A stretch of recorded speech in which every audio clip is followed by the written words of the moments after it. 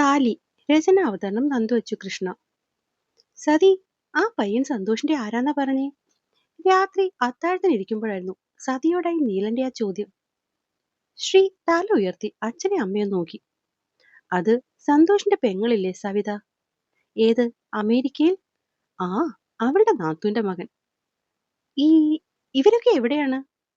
അവരെല്ലാം അമേരിക്കയിലല്ലേ ഏട്ടാ. ഇവനും? ആ, എന്തായാലും പയ്യൻ കൊള്ളാമല്ലേ, എനിക്കിഷ്ടമായി. ആദ്യമായി കാണുന്നതിനൊരു അപരിചിതത്വം ഇല്ലാതെയല്ലേ അവൻ നമ്മളോട് കാര്യം പറഞ്ഞത്. അത് പിന്നെ പുറത്തൊക്കെ പഠിച്ച കുട്ടിയല്ലേ, അപ്പൊ പിന്നെ ഇങ്ങനെയൊക്കെയല്ലേ ആവൂ. എന്തോ സാർവജനിക തത്വം പറയും പോലെ സതി ആളുടെ പ്ലേറ്റിലേക്ക് കറി വിളമ്പി. സത്യം, എന്നാലും അമേരിക്കയിൽ നിന്നുമൊക്കെയാ വന്നതെന്നുള്ള ഒരു ജാടയും അവന്റെ പെരുമാറ്റത്തിലില്ലായിരുന്നു അല്ലേ. ഇവിടെ ഓരോന്നൊക്കെ ബാംഗ്ലൂർ പോയി കുറെ കാലം നിന്നാൽ പോലും പിന്നെ മനുഷ്യരോട് മിണ്ടില്ല. ഏതോ ഓർമ്മയിൽ നീലൻ പറഞ്ഞു നിർത്തി.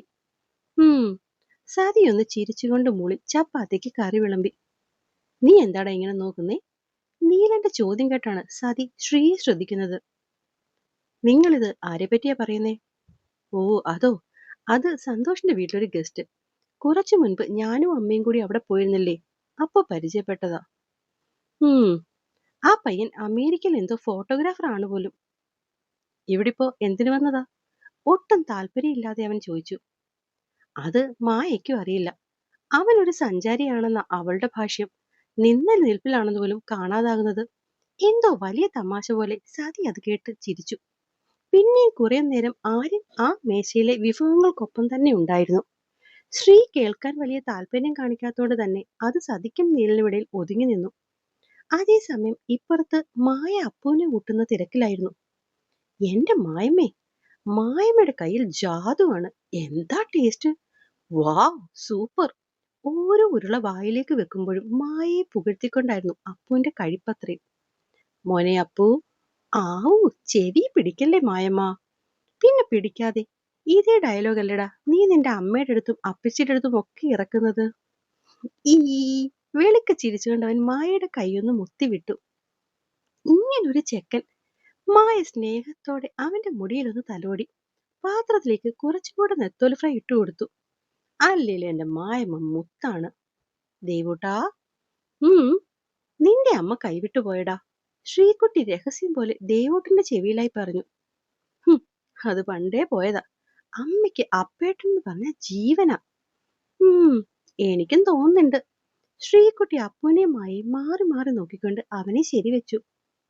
മോനിപ്പോ ഇവിടെ എന്താവശ്യത്തിന് വന്നതാ? സത്യം പറഞ്ഞാൽ ഒരു ഫാഷൻ ഷൂട്ടുമായി ബന്ധപ്പെട്ട് യാത്ര തുടങ്ങിയതാ. അതിന്റെ ഇടയിലാണ് എന്റെ കുറെ friends wild life photo album എന്നൊക്കെ കോൺസെപ്റ്റുമായി ഇന്ത്യയിലേക്ക് വരുന്നുണ്ടെന്ന് അറിഞ്ഞത്. അവര് കേരളത്തിലേക്ക് വരുന്നുണ്ടെന്ന് കേട്ടതും ഞാനും ഒപ്പം ഉണ്ടെന്ന് അറിയിച്ചു. അങ്ങനെ വളരെ പെട്ടെന്ന് ഞാനും കമ്മിറ്റ് ചെയ്ത എന്റെ പ്രോഗ്രാം തീർത്തുകൊണ്ട് ഇവിടെ രാജസ്ഥാനിൽ വെച്ച് ജോയിൻ ചെയ്തു. പിന്നെ കുറെ ദിവസം അവർക്കൊപ്പമായിരുന്നു. ഇന്ന് ഉച്ചയോടെയാണ് ഒക്കെ ഒന്ന് തീർത്തത്. അപ്പൊ പിന്നെ നെക്സ്റ്റ് 1 വീക്ക് എവിടെയെങ്കിലും ഒന്ന് ഒത്തുകൂടി എൻജോയ് ചെയ്യാമെന്ന് അവര് പ്ലാൻ ചെയ്തപ്പോ ഞാൻ പയ്യനെ ഇങ്ങോട്ട് ചാടി. സന്തോഷിനെ നോക്കി ചിരിയോടെയാണ് അവൻ പറഞ്ഞു നിർത്തിയത്. മിത്തു, മിത്തു. എന്താ ശ്രീകുട്ടി? എടി, എനിക്ക് ആ ചേട്ടനോട് പ്രേമമായി. ശ്രീകുട്ടിയുടെ സംസാരം കേട്ടതും മിത്തുവിന് ആഹാരം നെറുകെ കയറി. മോളെ, മിത്തു. നിമിഷ നേരം കൊണ്ട് എല്ലാവരുടെയും ശ്രദ്ധ മിത്തുവിലായി. സന്തോഷ് തലയിൽ പതിയെ തട്ടി വെള്ളം കുടിക്കാൻ കൊടുത്തു. മോളെ, ഇപ്പൊ കുഴപ്പമില്ല അച്ഛാ. സന്തോഷിന്റെ മുഖത്തെ വെപ്രാളം അറിഞ്ഞെന്ന പോലെ അവള് പറഞ്ഞു. എല്ലാരും ആഹാരം കഴിക്കാൻ തുടങ്ങിയാലും അപ്പുവിന്റെ കണ്ണുകൾ ശ്രീയെ നോക്കി കണ്ണുരുട്ടി പേടിപ്പിക്കുന്ന മിത്തുവിൽ മാത്രമായി.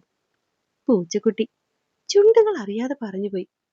ആഹാരം കഴിഞ്ഞ് എല്ലാരും കൂടി ഹാളിൽ ഇരുന്നപ്പോഴും മിത്തു ശ്രീക്കുട്ടിയും അവർക്കൊപ്പം ഉണ്ടായിരുന്നില്ല.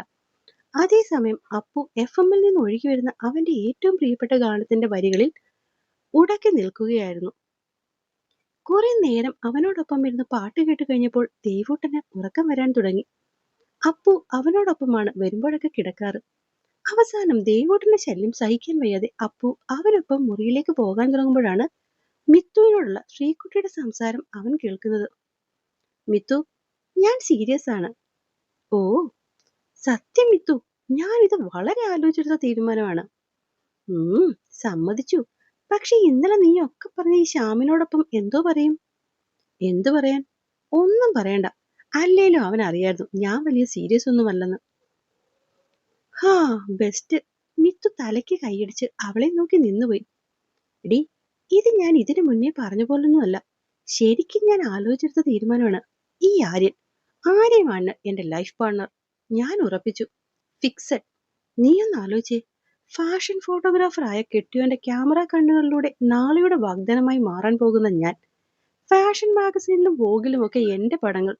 ഹോ, ഞാനൊരു സംഭവമാണല്ലേ. അത് പിന്നെ ചോദിക്കാനുണ്ടോ? നീ ഒരു വലിയ സംഭവം തന്നെയാണ്. മുറിയിലേക്ക് കയറിക്കൊണ്ടാണ് ആര്യൻ അത് പറഞ്ഞത്. സത്യം പറഞ്ഞാൽ അപ്പോൾ മാത്രമാണ് ആര്യനും മിത്തും ശ്രീയെ കാണുന്നത് തന്നെ. ശ്രീകുട്ടി ഒന്ന് ചമ്മിയെങ്കിലും വിട്ടുകൊടുക്കാൻ ഭാവമില്ലാത്ത പോലെ അവനെ നോക്കി നിന്നു.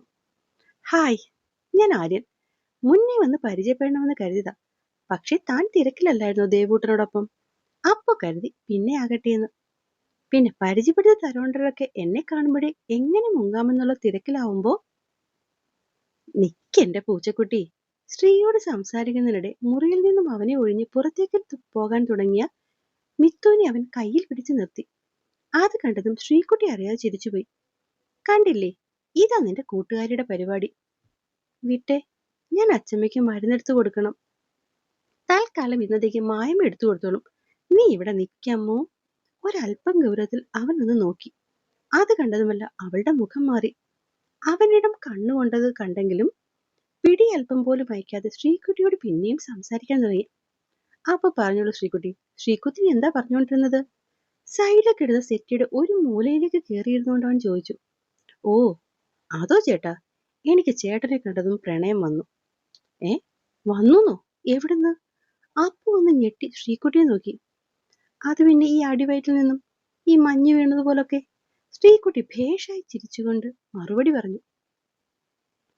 ഓ, മഞ്ഞ് വീഴ്ച. Okay okay. പക്ഷെ ചെറിയൊരു പ്രശ്നമുണ്ടല്ലോ മോളെ. ഏ, എന്താ ചേട്ടാ? ചേട്ടൻ ഗേ ആണോ? ഏ, അപ്പുവിന്റെ കണ്ണൊന്ന് മിഴിഞ്ഞു. മിത്തുവിന്റെ. അപ്പൊ അല്ലല്ലേ. പിന്നെന്താ ചേട്ടാ എന്നെ പ്രേമിക്കാൻ പ്രശ്നം? ഞാൻ സുന്ദരിയല്ലേ, നല്ലൂട്ടിയല്ലേ? അവള് കുറച്ചുകൂടെ അവനടുത്തേക്ക് നീങ്ങി നിന്ന് ചോദിച്ചു. ശ്രീകുട്ടി തള്ളിക്കേറി വരുന്നത് കണ്ടതും അപ്പു മിത്തുവിനെ അവന് മുന്നിലേക്ക് പിടിച്ചു നിർത്തി.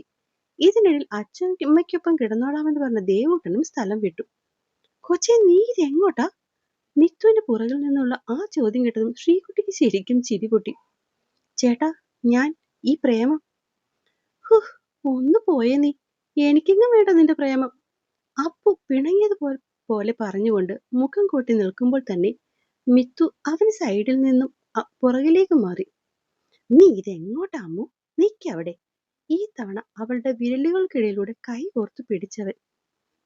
കുറെയൊക്കെ വലിക്കാൻ ശ്രമിച്ചെങ്കിലും അവന്റെ വിരലുകൾ മുറുകിയതല്ലാതെ അല്പം പോലും അയഞ്ഞില്ല. കുറച്ചു നേരം പരസ്പരം നോക്കി നിന്ന് അപ്പുവും ശ്രീകുട്ടിയും ഒരുപോലെ ചിരിച്ചു. I am just kidding bro. അതെനിക്ക് നിന്റെ ഇവളോടുള്ള ആദ്യ ഡയലോഗ് കേട്ടപ്പോഴേ മനസ്സിലായിരുന്നു.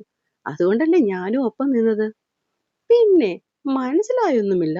അവൾ അവനെ ചോദ്യം ചെയ്യും പോലെ നോക്കി നിന്നു. ഒന്ന് പോയടി. ഞാനേ ഫോട്ടോഗ്രാഫറാണ്. ഒറിജിനലും ഫേക്കും നിമിഷം കൊണ്ട് കണ്ടുപിടിക്കും മോളെ.